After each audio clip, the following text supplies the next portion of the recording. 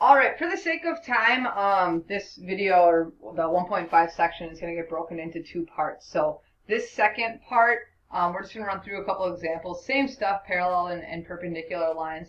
But these examples are going to help you with numbers 22 through 27 in your assignment. I think we have 4 examples to run through here. So the first one, it says write the equation of the line that passes through the point -2, 10 and is parallel to the graph of 2x plus 5y plus 4 equals 0. So a couple things to look at here. First thing is this word parallel here. We're trying to write the equation of a line that's parallel to the line of the equation that we have given there. So we really need to know what the slope is, and we want to use that same slope in our new line. Okay. Second thing is they gave us a point, -2, 10. So we need to make sure that our line goes through that point. Okay, so first thing we should do is figure out what the slope is. Easiest way to do that is to get it into y equals mx plus b form or slope intercept form. So get y by itself. So I'm just going to do that really quick. I'm going to do 2 steps at a time here.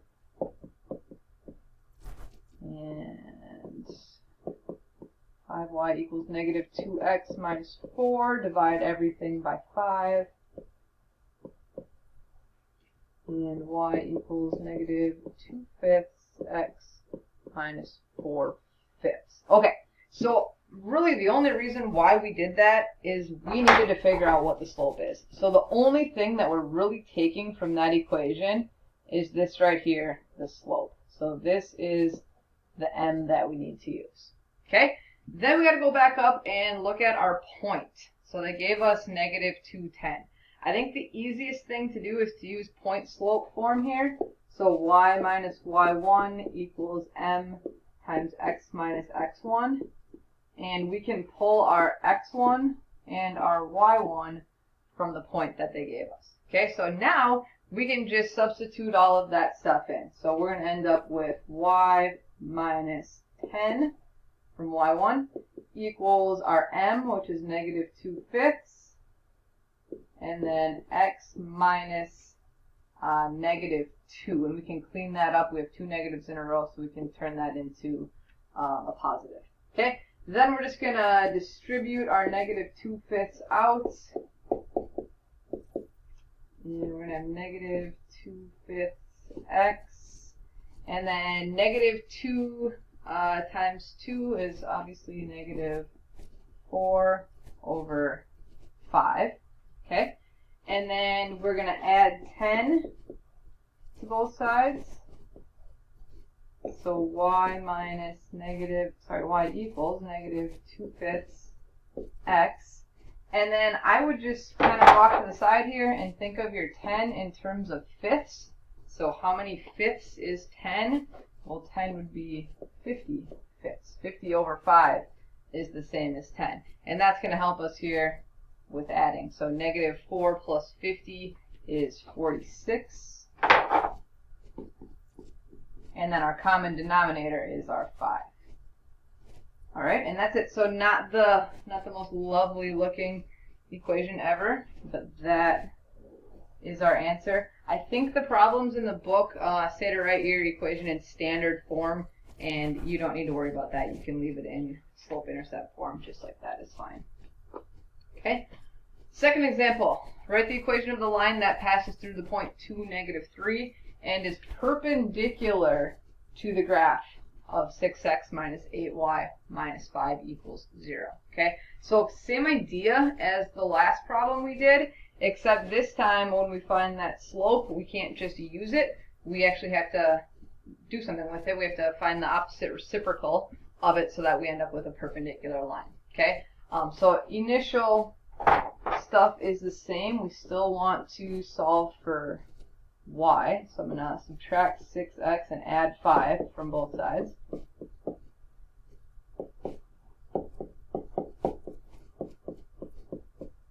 And divide everything by -8. And we can simplify and reduce a little bit here. So 2 negatives make positive, and 6/8 is the same as 3/4. And we can just turn that into negative. 5/8. Okay, so remember we're not trying to make a parallel line, we're trying to make a perpendicular line. So we need to find our slope, which is 3/4, and then we need to do two things. Since it's positive, we need to make it negative for a perpendicular line, and then we need to do the reciprocal. So flip-flop the numerator and denominator. So 4 on top and 3 on the bottom. And that is the slope of the new line that we're trying to write. Okay?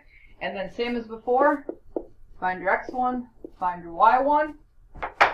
Use your slope-intercept form. Y minus y1 equals m, or your point slope form, sorry. Y minus y1 equals m times the quantity of x minus x1. Substitute in -3 for y. Make that into a positive then. And then, sorry, no longer m. We're going to use -4/3. And then x minus 2. You can distribute your -4/3 out.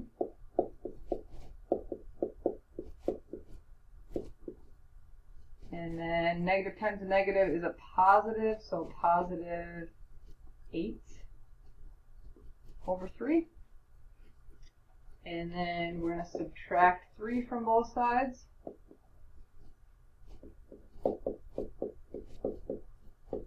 And then we just have to do a little bit of scratch work here. Our -3, we want it in terms of 3, or in terms of thirds, I should say. So that would be -9/3. So we are doing 8 minus 9 is -1. Our common denominator is 3. So final answer there, y equals -4/3 x minus 1/3. All right, and then two more examples. These ones are just kind of unique situations here. It says write the equation of the line that passes through the point -5, 7 and is parallel to the graph of y equals 3. Okay, so what I always like to do when I have a situation like this, I'm looking at it, I'm like, wait, what's the slope? Y equals 3. Is that a horizontal line, vertical line? What is that? For me, it's helpful to kind of just draw yourself a little picture here, especially so early in the year when it's been a while since we've seen this stuff. And then find somewhere on your graph where y is 3. So we're looking at the y-axis, the vertical axis here. And where's a point where y is 3? Well, right there's a point. Okay, now pick another point where y is 3. Well, we could go over 2 and up 3. There we go. So this line is the line where all of the y values are 3. Okay, I know students sometimes get confused. They see y equals 3 and y kind of automatically triggers this vertical thing in our head. But actually, y equals 3 is a horizontal line. I'm going to make it a different color so it kind of stands out. So this is our y equals 3. Okay, so if we want an equation that's parallel to that, then that means that we are looking for another horizontal line. Okay, we're looking for a horizontal line that is somewhere different. Okay, the question then is, well, where is it? If it goes through -5, 7, then where is it?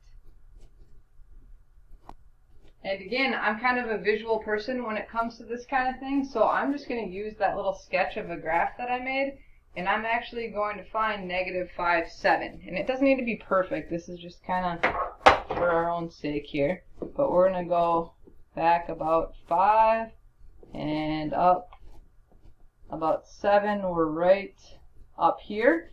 And we need to have another horizontal line. So this is our new line.